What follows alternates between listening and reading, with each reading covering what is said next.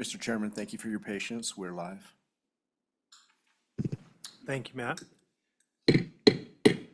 This meeting will come to order. This is your Corporations, Elections and Political Subdivisions Committee. Last week, we left off with House Bill 59 we just started, so we'll start with that. We'll have an introduction of the bill and a reading through from the Secretary of State's office.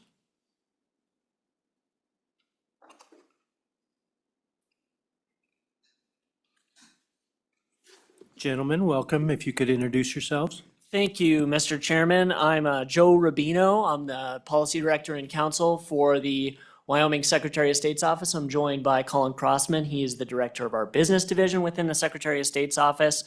I know that the Secretary Gray, had spoken a little bit on Friday before the weekend in favor of the bill. This was a bill that we had worked on with the Joint Corporations Committee throughout the interim. And so, Mr. Chairman, I'm happy to go through any of the points that were made by the Secretary on Friday, but if it's all right with you, Mr. Chairman, I can just let those comments stand, and then I'd be happy to walk through the bill and we can take any questions that you may have before you get to the other public comment. Mr. Urbino, I think we might pause for roll call.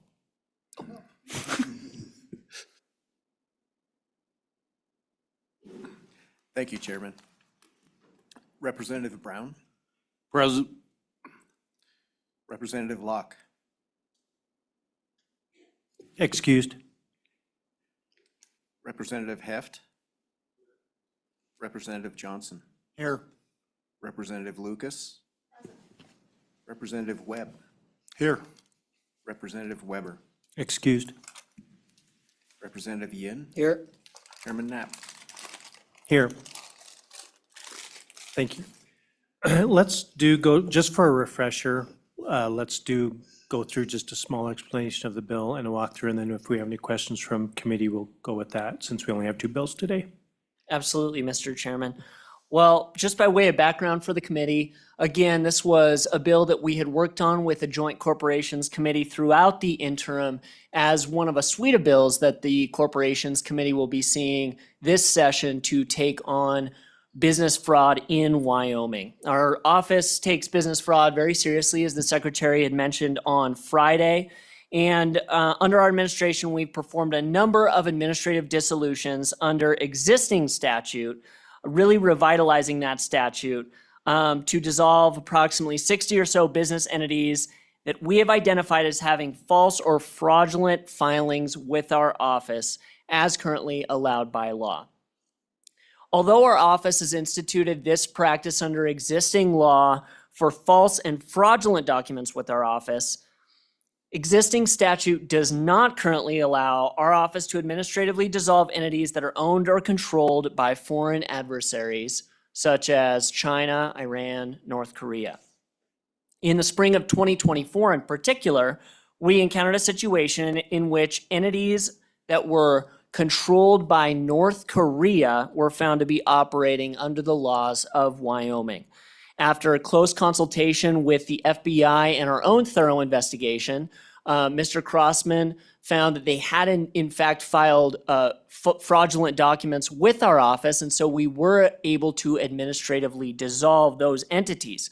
However, this started an internal discussion with our office and then with the joint committee throughout the interim about really a huge, what we view as a loophole within our statutes, which would not allow us to administratively dissolve entities that are owned or controlled by foreign adversaries like North Korea on their face without uncovering some other defect, such as a false or fraudulent filing with our office.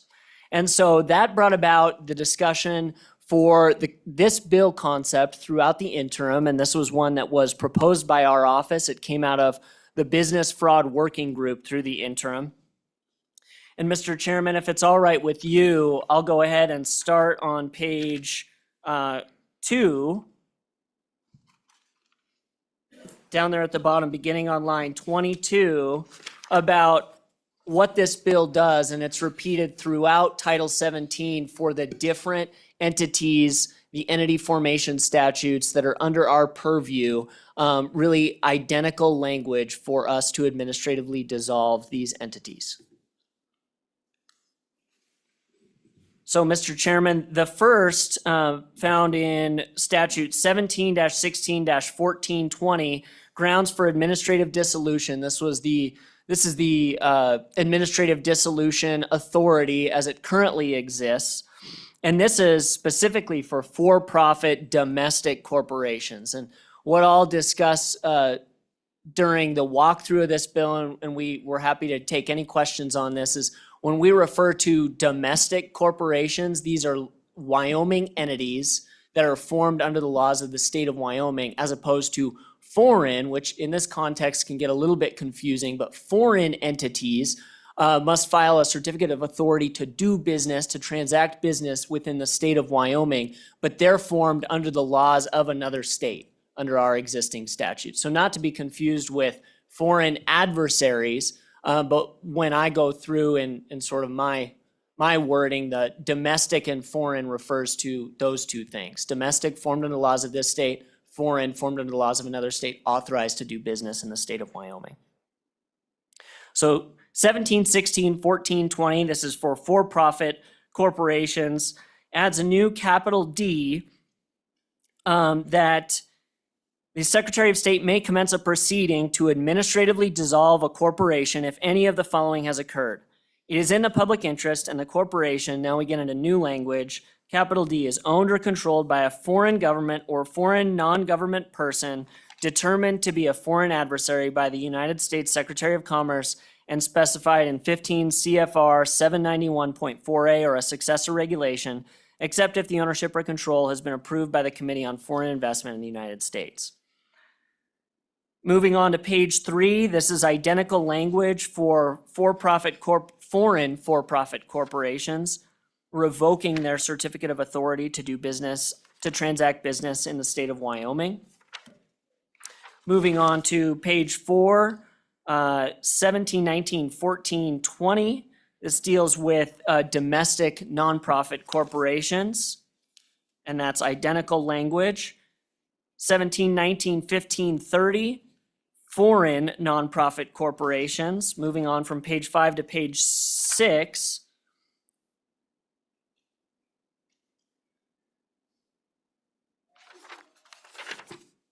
And on page 6, 17, 29, 705, this deals with limited liability companies, LLCs. And then finally, on to page 8 and on to page 9 is statutory foundations.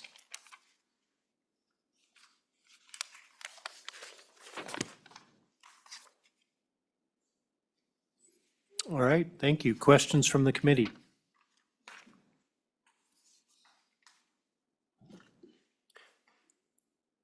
Representative Lucas.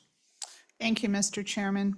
Mr. Rubino, just to clarify, when you said that we had an entity from North Korea, was that business owned or controlled by the government of North Korea? Mr. Rubino.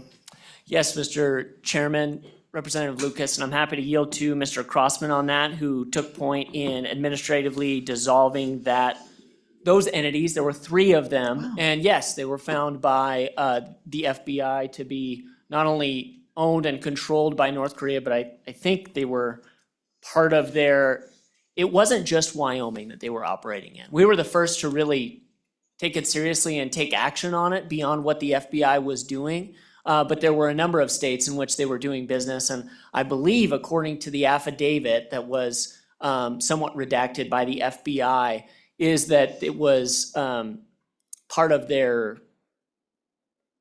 weapons program, that they were trying to raise funds for their weapons program.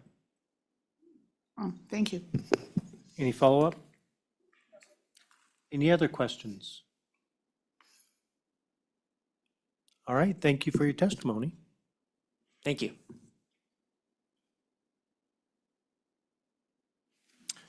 Okay, now we'll move on from, is there any other agency here to speak on this? Okay, anybody in the public? either for or against, or organizations?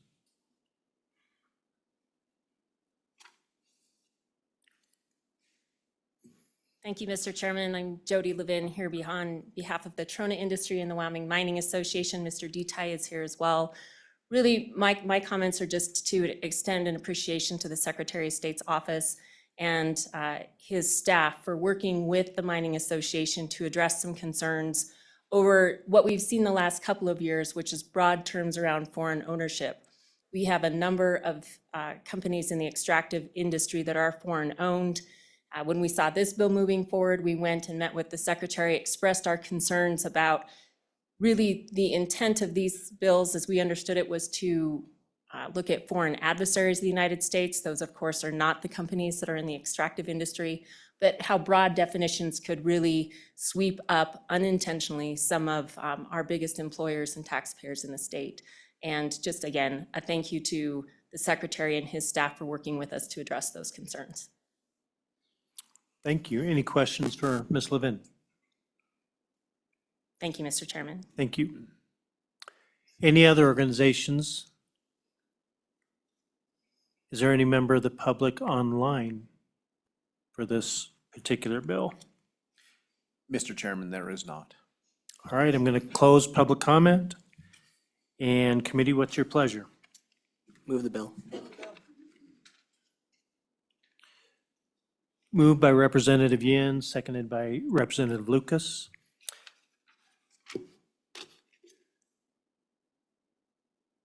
Are there any amendments to the bill? Let's go through page by page. Page 1. Page 2, any amendments? Page 3. Page 4. Page 5. Page 6. Page 7. Page 8. And page 9. No amendments. All right. It's been moved and seconded for bill number HB 69, foreign adversary ownership of control of business entities. Please take the vote. Thank you, Mr. Chairman. Representative Brown, Aye. Representative Locke, Representative Heft, Aye. Representative Johnson, Aye. Representative Lucas, Aye. Representative Webb, Aye. Representative Yin, Aye. Chairman Knapp. Aye. Mr. Chairman, 8 ayes, 1 absent. All right. House Bill 69 has passed corporations. Next bill up will be House Bill 22.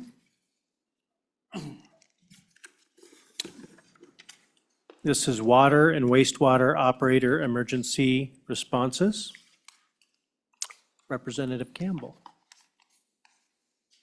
Go ahead and introduce yourself for the committee and start with your bill. Good afternoon. Representative Elisa Campbell from House District 56. Thank you, Mr. Chairman. Some brief history. Hopefully this is a relatively simple bill. Little bit of history for you. So back in March of 2024, we were actually approached by the mayor of Opal, so Mayor Richsdorf, with some concerns in terms of emergency natural disasters and not our water and wastewater operators not having access or the ability to be on site during those because they weren't qualified or defined as emergency personnel, and create some challenges for some of our municipalities. So originally, the resolution was passed through OPAL and then brought to the attention of the Wyoming Association of Municipalities. So in June, this last summer, during their summer conference, this topic was brought up and discussed with all of the municipalities across our state, and all of them voted in favor of this, saying, yes, this was an important step, including those water and wastewater personnel operators as far as emergency personnel go. So that's a brief history that I can give you. So starting with House Bill 22, you will see on page 1 that it really is just amending the definition to include our water and wastewater operators as emergency personnel. Right now, it's a very limited definition. We'll get to that here shortly on page 2. But on page 1, line 10, we'll be addressing specifically Wyoming statutes 19-13-108, and then Wyoming statute 35-9-152 AI. So with the very first one, our Wyoming statute 19-13-108 talks specifically about those homeland security plans. And really the only adjustment we are recommending on page 2, you will see that when these local municipalities and government entities work with Homeland Security to create these plans, lines 10 through 14 just ask that we include that the local Homeland Security plan actually work in coordination with our water and wastewater personnel. Oftentimes, those are important services that need to be included in those plans in case of emergency or in case of natural disaster. We need our experts coordinating on those plans. So it's just including them in the process. On page 3 then, is where we speak to those definitions found in Wyoming Statute 35-9-152. You can see starting on page 3, lines 5 through 8. So emergency responders right now really is limited to fire, our police, law enforcement, and some of those emergency medical services and public health. There is a listing for public works, but we have found with several municipalities that runs into some challenges because not all county authorities recognize water and wastewater as part of public works. So it really is just including our water and wastewater operators. So when there is an emergency, when there is a natural disaster, when something happens, having our water and wastewater operators being allowed on site and offering their expertise to protect or help move water or our wastewater when appropriate. So it really is just adding them to the emergency responders list. And I'm happy to take any questions you might have. Thank you, Representative. Any questions for Representative Campbell? Vice Chairman? Thank you, Mr. Chairman, and question for you. Is there some impact to the counties or cities or who's ever affected by this? Is there an impact to them operationally in the ability to support this new designation or anything like that? How does it affect them? I'm curious. It makes sense, but I'd like to understand what the potential impact to them is, and is this something they have to, does it require them to hire more people or any of those types of impacts? Thank you. Representative? Mr. Chairman, I appreciate the question. Representative Locke, to my knowledge, it does not impact them. It truly just says those municipalities, your water and wastewater operators, already certified operators within their municipalities now have the designation of emergency responders. So they are able to be on site during those emergencies. So it doesn't adjust anything other than including them in that group. So they are able to respond and be part of the coordination process with Homeland Security in those plans. Thank you. Any other questions? Representative Webb? And this just kind of plays on the previous question, thank you, Mr. Chairman, about there being impacts to the cities. How about with the existing employees? Is there, moving them from operators to emergency responders, is there any unintended consequences with wages, insurance, retirement, those types of things that could affect the city? Representative Campbell? Thank you, Mr. Chairman. Representative Webb, I appreciate the question. My understanding is as they are already employees of the city and already, designated as water, wastewater operators, this does not change that designation, doesn't change their designation in terms of participation in retirement, the state retirement, doesn't change or affect any of those designations. They still maintain their certification and designation as water wastewater operators. It truly just includes them in the list of people who are able to respond and be on site during those emergency situations. Or if there's a natural disaster that might affect our water and our wastewater, letting those operators on site so they can respond accordingly. Thank you. Thank you. Any other questions? All right, thank you. Thank you for your time. Any agencies wish to speak to this particular bill? Any members of the public?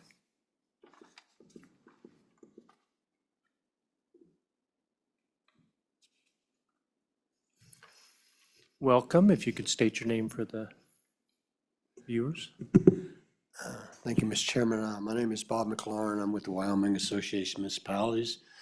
For those of you who don't know, we're a 501c6 that's been representing the interests of cities and towns since 1928. And currently, all 99 cities and towns in the state are in our organization. Like the representative said, we like this bill. Just cleans up a little one, so we're fully supportive of it. And to answer the Representative Webb's question, there is no budgetary impact of this, of doing this on the municipality. Be happy to answer any questions, Mr. Chairman. Thank you. Any questions? No? No, thank you very much. Any other members of the public? Anyone online? Mr. Chairman, there is not. Okay. I'll close public testimony then. Committee, what's your pleasure? Is there a second? It's moved by Representative Lucas, seconded by Representative Johnson to move the bill. Are there any amendments proposed? Okay, we'll be voting on House Bill 22, Water and Wastewater Operator Emergency Response. Please poll the committee. Thank you, Mr. Chairman. Representative Brown. Aye. Representative Locke. Aye. Representative Heft. Representative Johnson. Aye. Representative Lucas. Representative Webb. Aye. Representative Weber. Excused. Representative Yin. Aye. Chairman Knapp. Aye. Mr. Chairman, 8 ayes. Okay, House Bill 22, Waste and Wastewater Operator Emergency Response has passed the committee. Is there anything else to come before the committee? Seeing nothing, we will adjourn.